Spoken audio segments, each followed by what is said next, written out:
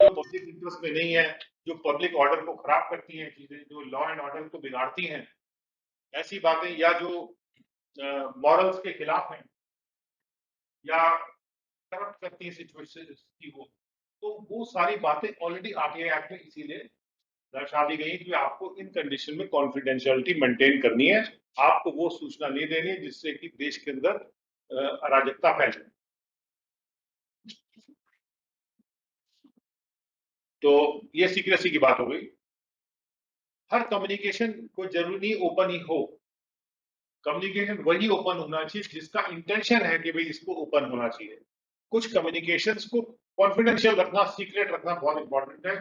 कहां कम्युनिकेट नहीं करना वो भी उतना इंपॉर्टेंट है कि कहां कम्युनिकेट करना है जितना वो इंपॉर्टेंट।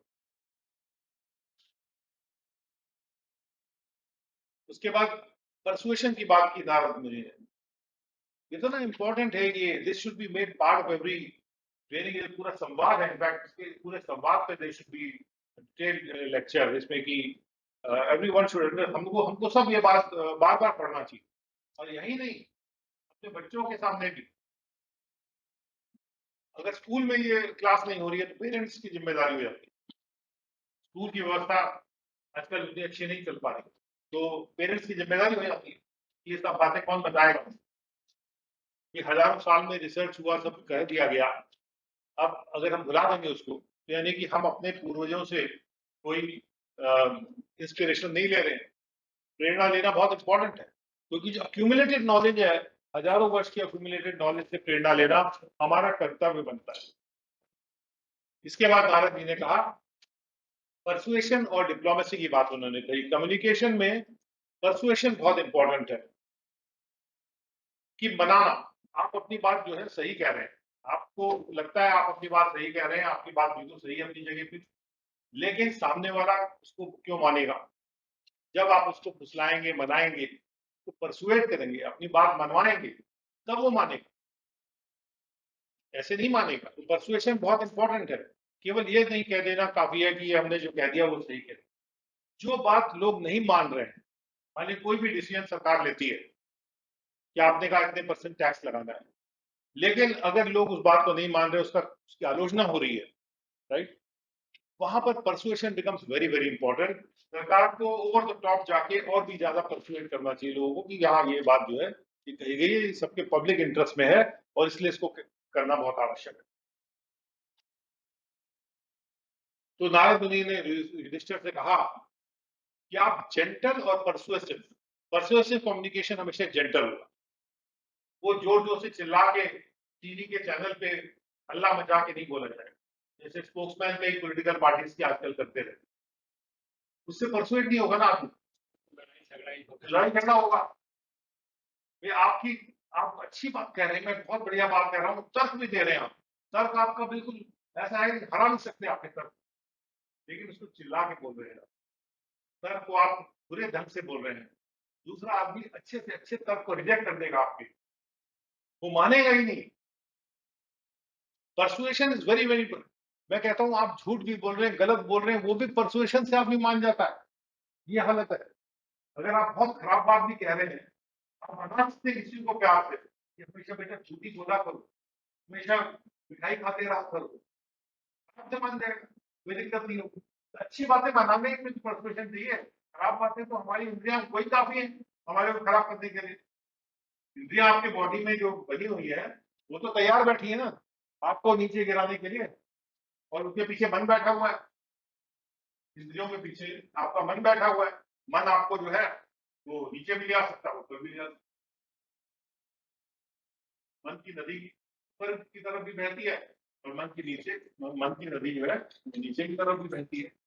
और इसीलिए मन मन को बुद्धि से कंट्रोल करके आपको इंद्रियों को अपने वश में लेना पड़ता है।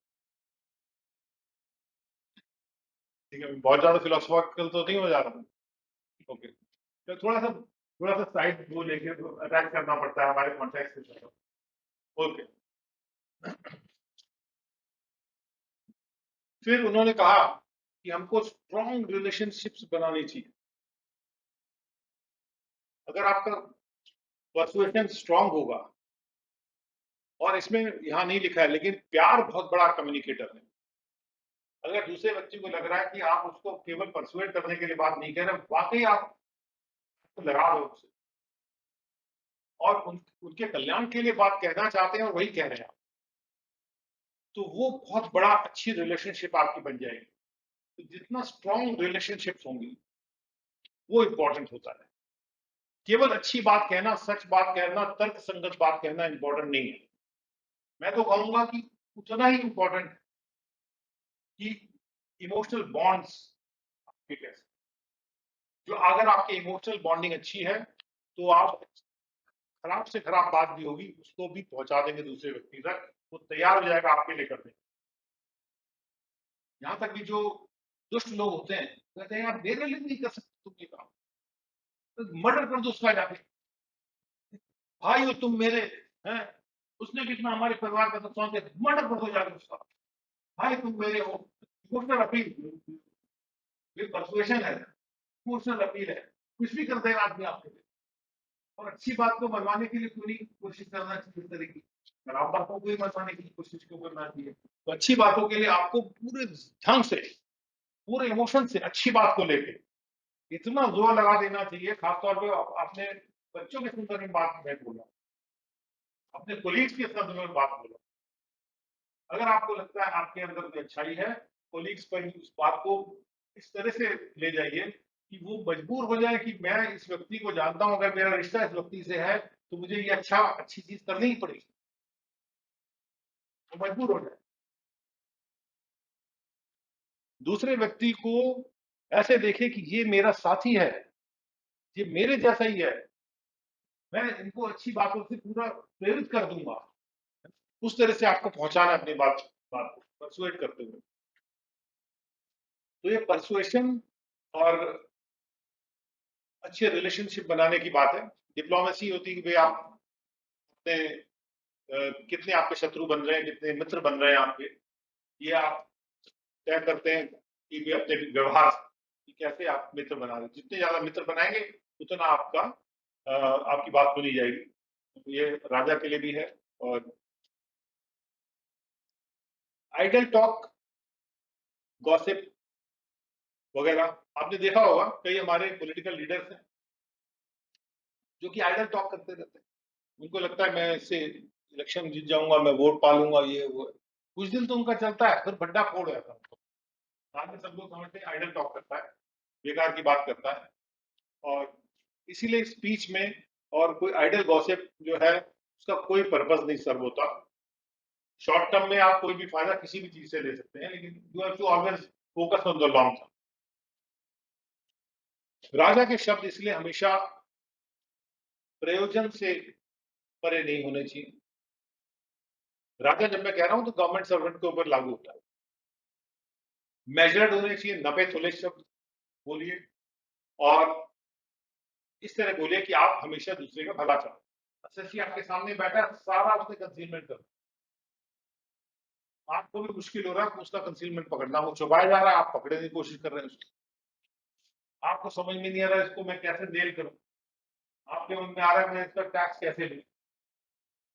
लेकिन आपको मन में ये सोचना है कि मैं जो भी बात अपने मुंह से कहूं तो वो मेरी मेजर्ड नपी तुली होनी चाहिए।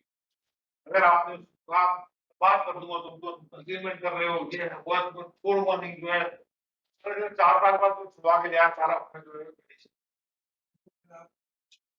और फिर आपके पीछे लग गया उल्टा, मैं उसको नहीं छोड़ूंगा क्योंकि, है ना। पीसी होती है सर, वीडियो कॉन्फ्रेंसिंग उसका बहुत बच के बोलना पड़ता है। वीडियो कॉन्फ्रेंस में तो और भी ज्यादा ये चीज है। लेकिन वीडियो कॉन्फ्रेंस हो चाहे ना हो, मैं कहता हूँ कि वीडियो कॉन्फ्रेंस ये सोच के नहीं कि वीडियो कॉन्फ्रेंस भाई नॉर्मल भी वैसे वीडियो कॉन्फ्रेंस में वैसे व्यक्तित्व ऐसा होना चाहिए हमारा कि ये नहीं सोचना पड़े हमको कि हम वीडियो कॉन्फ्रेंस में बोल रहे हैं या फिर नॉर्मल एसएसजी के सामने बोल रहे हैं। और इसमें बुराई क्या है, इससे अच्छा ही होगा यदि आप उस से मेजर्ड बात करेंगे, लिमिटेड बात करेंगे, सोच समझ के बात करेंगे, वही एसएससी सारा टैक्स जमा कर देगा आगे बात। और अगर आपने उसको अपना दिखाना शुरू किया, ये कर देंगे वो कर देंगे, तो फिर वो दूसरे डायरेक्शन में चला जाएगा। तो इसीलिए आपकी जो टोन है और measured and directed towards better, उसको भी लगना चाहिए कि वो जो भी बात कह रहा है आपके अच्छे के लिए ही कह रहे हैं आप एसएससी को। तो ये सारे प्रिंसिपल्स जो थे सच्चाई के और ध्यानपूर्वक बात करने के, दूसरे के साथ एम्पैथाइज करना। मैं जितने भी शब्द यहाँ लिख रहा हूँ वो आज के दुनिया के जो इंटरनेशनल कम्युनिकेशन के लेक्चर्स है सब जगह वही बातें कही जाती हैं, और ये सारी बातें हमारे एंशिएंट बुक्स ऑलरेडी अभी इस पर रिसर्च किया जा चुका है। और ये जो सिद्धांत है ये वाइटल है इफेक्टिव लीडरशिप के लिए और पूरे राज्य में हार्मनी बना के रखने के लिए।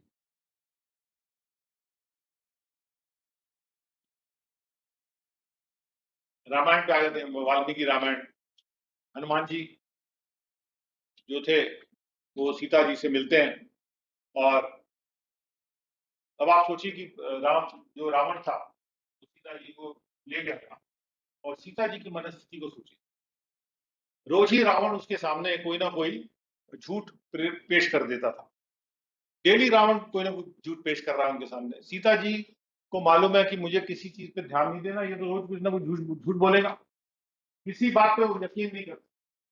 उसके बावजूद हनुमान जी ने बहुत कम टाइम में थोड़ी सी टेक्निक्स यूज करके और सीता जी के साथ संवाद स्थापित कर लिया, और ऐसा संवाद स्थापित किया सीता जी को उनको अपने बच्चे की तरह देखना शुरू कर दिया।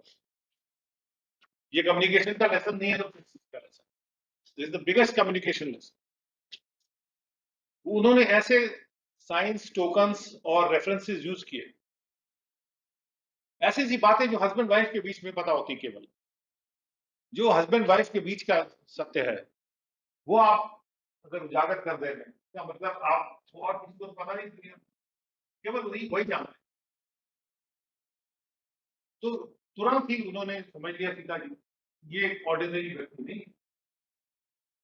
राम तो इतने उच्च कोटि के व्यक्ति, वो ऐसे तो किसी को बता नहीं देंगे अपनी बातें, हस्बैंड वाइफ के बीच की बातें बताएंगे नहीं, इनको पता है। तो इसका मतलब ये बिल्कुल जेन्युइन आदमी, एकदम जेन्युइन, उसकी प्योरिटी पे कोई शक नहीं कर सकता। जो उन्होंने वो ली अंगूठी, और इससे उनको अश्योरेंस मिल गया। तो ये बहुत बड़ा कम्युनिकेशन का एक लेसन है जिसमें हनुमान जी ने सीता जी के साथ जो ट्रस्ट बनाया, जो बहुत कम समय में जो भरोसा डेवलप कर लिया, और उन्होंने कहा ना सारी निधियां तुमको मिल जाए। सीता जी ने ऐसा आशीर्वाद दिया, जो हम कहते हैं अष्ट अष्ट सिद्धि नौ निधि के दाता, ठीक है। तो वो तो दी किसने थी, तो सीता जी से ही प्राप्त हुई। हाँ हाँ, जानकी माता वही क्लियर कर दिया उसने।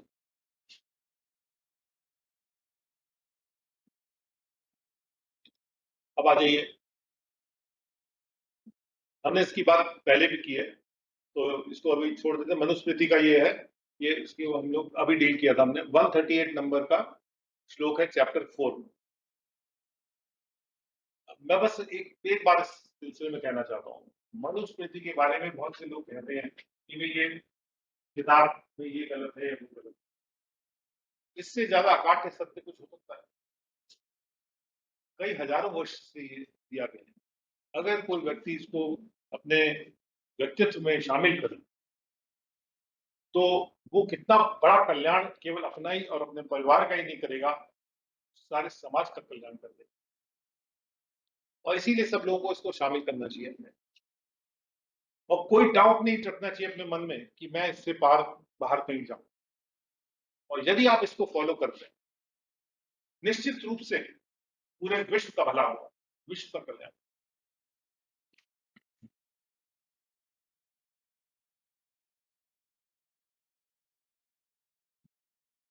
ये कहानी है, छंदोग उपनिषद में आती है, और विरोचन जो है वो सारे राक्षसों के हेड, विरोचन। और इंद्र वो सारे देवताओं के हेड थे। तो उस वक्त ये कंपटीशन हुआ, इस तरह से स्टोरी उसमें आ रही है कि कंपटीशन हुआ और उन्होंने सोचा कि हम जाके प्रजापति से पूछेंगे कि आत्मा क्या है, असली बात हम समझ लेंगे। और जो समझ लेगा वो लोग जीत जाएंगे। पर अगर राक्षस लोग समझ लेते हैं राक्षस जीत जाएंगे, और जो देवता समझ लेते हैं देवता जीत जाएंगे। देवता और राक्षसों के बीच में कंपटीशन हो रहा था उस टाइम पे। तो दोनों विरोचन और प्रजापति गए इंद्र के पास, और सॉरी, दोनों विरोचन और इंद्र प्रजापति के पास गए। तो प्रजापति के पास गए तो प्रजापति ने उनको कहा कि क्या बात है, क्या पूछना चाहते हैं आप।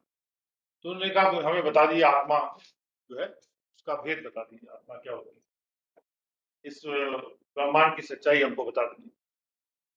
तो उन्होंने कुछ नहीं, जो आपको शीशे में दिखाई पड़ता है, आपके जो परछाई में आपको जो दिखाई पड़ता है वही आत्मा। प्रजापति ने पहला उनको चीज बताई, बहुत सिंपल है, इसमें ज्यादा कुछ नहीं, ज्यादा लंबा बोलने की जरूरत ही नहीं। उन्होंने कहा बस अपनी परछाई देख लीजिए, वही आपकी वही वही आत्मा है। अब विरोचन जो है बड़े खुश, उन्होंने कहा वाह वाह वाह वाह, तो मुझे तो पता चल गया। ये वो जाके उन्होंने सारे राक्षसों को बता दिया कि मैं तो पूछ रहा हूँ प्रजापति से, तुम खुद ही लॉर्ड हो इस यूनिवर्स के, तुम जो चाहे कर सकते हो, अब तुम्हारे ऊपर कोई रोक नहीं है। और राक्षस लोग जो है वो अपने प्रकृति के हिसाब से वो अपने हिसाब से चलने लगे, ये सोच के कि हम भगवान हैं, हम ही सबसे बड़े हैं, हमसे ऊपर नहीं है आत्मा, आत्मा भी हम ही है और हमसे ऊपर कुछ नहीं है। तो जो इंद्र थे, इंद्र को लगा कि अगर हम भगवान होते तो हमारा शरीर खत्म क्यों हो जाता। भाई जो आत्मा है वो तो अजर अमर होनी चाहिए, उनको मन में आया आत्मा अजर अमर होनी चाहिए। तो मन में कंफ्यूजन है, मन में कंफ्यूजन, कंफ्यूजन को लेके वो फिर से गए प्रजापति के पास। तब प्रजापति ने उनको डिटेल में सारी चीजें, जो बात उस वक्त जो उनके बीच में चर्चा हुई है वो पढ़ने योग्य है कि वहां पर कैसे उन्होंने आत्मा के बारे में उनको सारी चीजें बताई। तो इससे दो चीज हमको, दो तीन चीजें समझ में आती हैं इस लेसन, इस बात से, कि पहली बात तो ये कि कम्युनिकेशन क्या हो रहा है आपके पास, जो चीज आ रही है उसको ठीक से पहले समझना इंपॉर्टेंट। तो किसी ने कहा कि तो था मर गया, तो ये नहीं कि वो आगे क्वेश्चन ही ना करे, वो मान के वही हार्ट अटैक आ गया। कम्युनिकेशन आपके पास आ रहा है, आपके मन में तो विचार आएगा ना कुछ ना कुछ। जो विचार होता है एक स्टूडेंट के लिए, हम सबको एक स्टूडेंट की तरह होना चाहिए और उस विचार को फिर से डिस्कस करना। जैसे कोई भी व्यक्ति पढ़ा रहा है, आप स्टूडेंट हैं, आपके मन में कोई विचार आ रहा है, तो इसलिए नहीं कि आप कोई क्वेश्चन क्यों पूछते टीचर, आप टीचर से इसलिए नहीं पूछते हैं कि भाई आपको कोई बात नॉलेज है तो दर्शाना चाहते हैं। ये कई बार लोग ऐसे होते हैं, उनको लगता है मुझे नॉलेज है, मैं दर्शा देता हूँ, आप सबके सामने मेरी धार बन जाएगी। तो इस वजह से पूछ सकता है व्यक्ति। और लेकिन व्यक्ति को क्यों क्वेश्चन पूछना चाहिए क्लास, क्वेश्चन इसलिए पूछना चाहिए कि जब वो क्वेश्चन पूछता है, क्वेश्चन पूछना उसका कर्तव्य, तो मानना चाहिए क्वेश्चन पूछना उसका कर्तव्य। क्यों कर्तव्य है? जब वो क्वेश्चन पूछे उसका जब जवाब मिलेगा तो उससे नॉलेज पूरे क्लास की बढ़े, नॉलेज पूरे क्लास की बढ़े। हमेशा हमारा जो दृष्टिकोण होना चाहिए वो सारे कल्याण, सारे समाज के कल्याण की तरफ हमारा दृष्टिकोण होना चाहिए, केवल अपने कल्याण का नहीं कि मैं जानना चाहता हूँ। आप जानना भी चाहते हैं तो ये भी इंपॉर्टेंट है कि समाज का भी आपको कल्याण करना।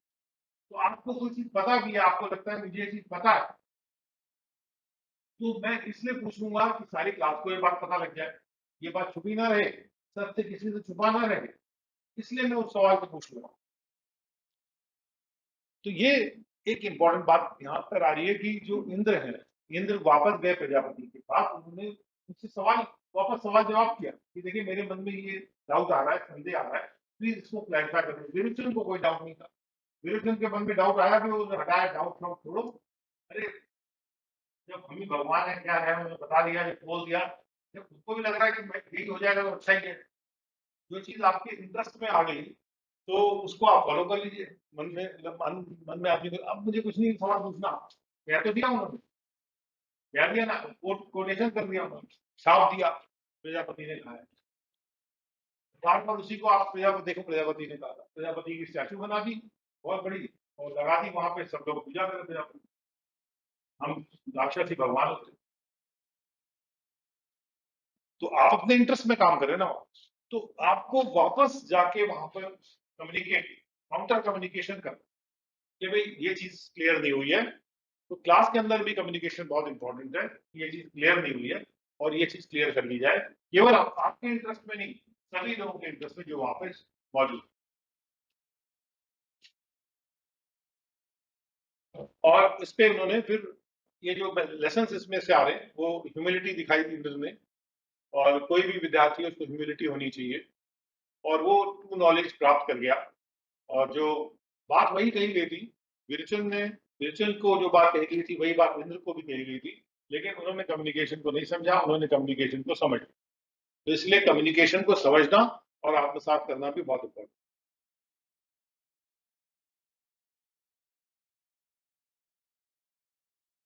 ओके,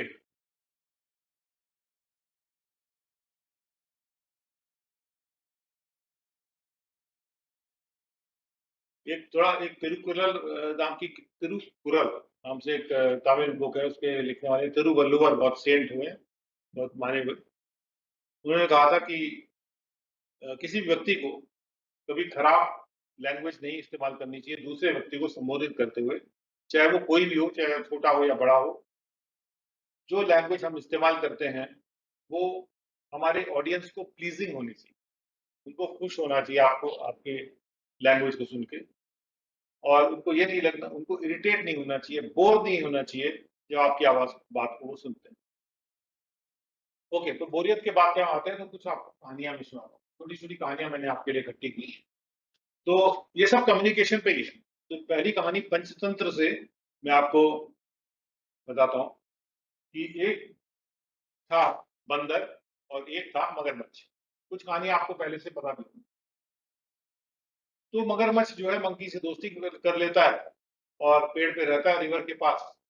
मंकी क्रोकोडाइल से बोलता है कि मंकी उसको रोज मतलब फल वल देता है खाने के लिए, और अच्छे दोस्त बन जाते हैं वो। लेकिन क्रोकोडाइल की जो वाइफ थी वो मंकी का दिल खाना चाहती है, तो वो कहती है भाई इसका दिल ले आना, मैं खा लूंगी इसको। तो क्रोकोडाइल जो है वो मंकी को, वो तो उसका दोस्त था, वो मित्रता थी उनके उनके बीच में, मित्र को इनवाइट करता है इस इंटेंशन से कि मैं इसका दिल निकाल के अपनी वाइफ को खिला दूं। और लेकिन जो रिवर क्रॉस कर रहा होता है तो वो अपना इंटेंशन, उसके मित्र है तो उसके अंदर की बात उसकी निकल जाती है। उसको क्रोकोडाइल को लगता है अब तो मैंने इसको अपने पास बैठा ही लिया, अब तो हम खा ही लेंगे इसका जो भी है, अभी उसको बता देते हैं। जैसे पिक्चर के उसमें नहीं होता, आखिरी जब सीन चल रहा होता है पिक्चर का क्लाइमैक्स में, वो अपनी सारी बात बता देते हैं, ये कर दूंगा तुम्हारे साथ तो तुम फंस ही गए हो, तुम जाओगे अगर तुम खा जाएगा, ये वो कर देगा, सब सब सबको कहेगा विलन।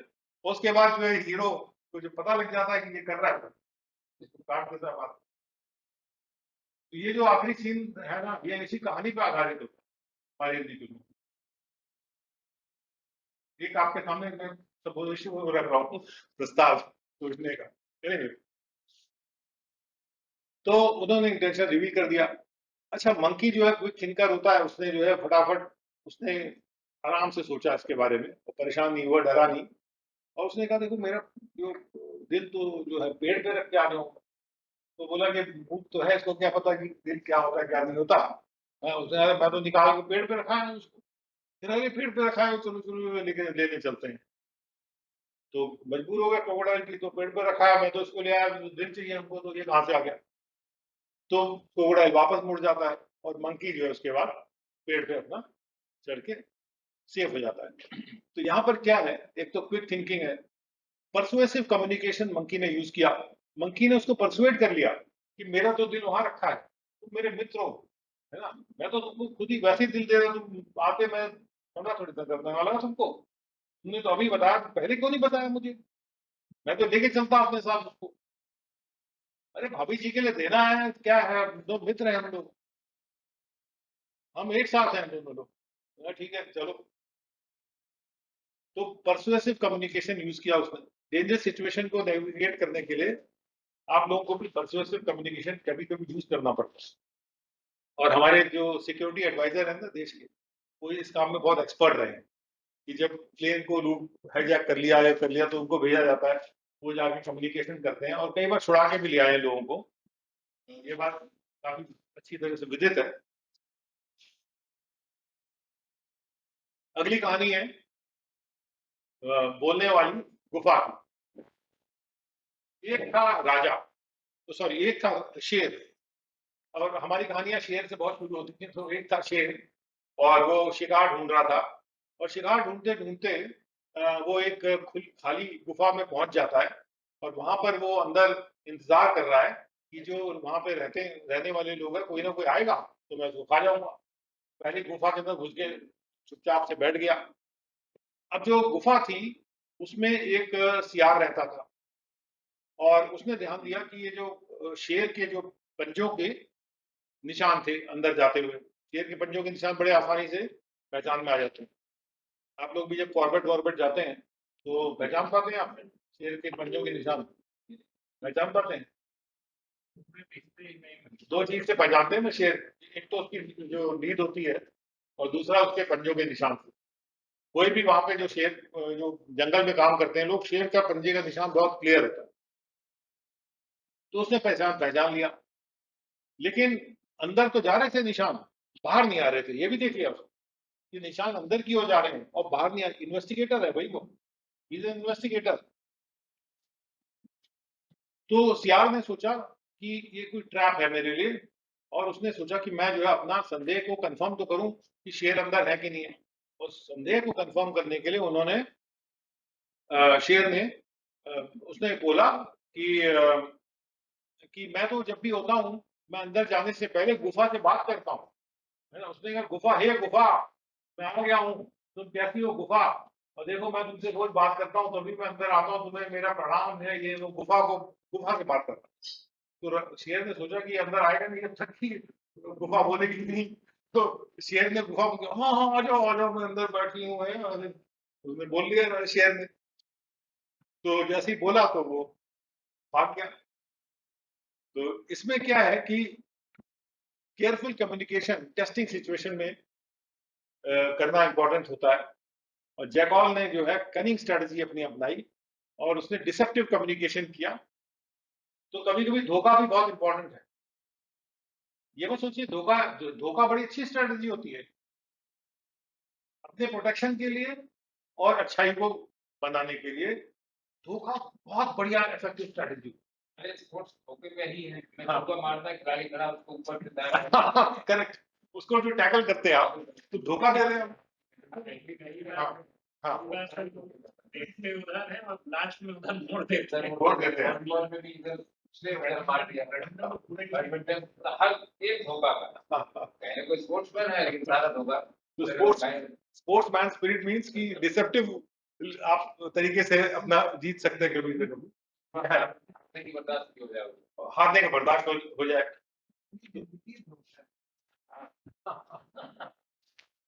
आप बहुत नहीं कर सकते लास्ट। राइट। शादी के बाद पता लगा तुम्हें। अच्छा ये न्यू थिंकिंग है। अच्छा उस कॉन्टेक्स्ट में बात आ गई है। टाइम आ गया, ज्यादा लोग हैं चाहे यही पकड़ ले रहे। हाँ ये मंगा लीजिए, ठीक है। इसमें हमको पहला जो सेशन है ये बाद में शायद कि जाना ना हो 5-6 बाकी मत का हो ना 5 मिनट रुक जाएगी। हम ब्रेक ले भी सकते हैं, ब्रेक लिया जा सकता है। हाँ ब्रेक लिया जा सकता है। ठीक है ब्रेक क्लास आगे से हाँ हाँ। अच्छा तो फिर इसको होल्ड कर दिए।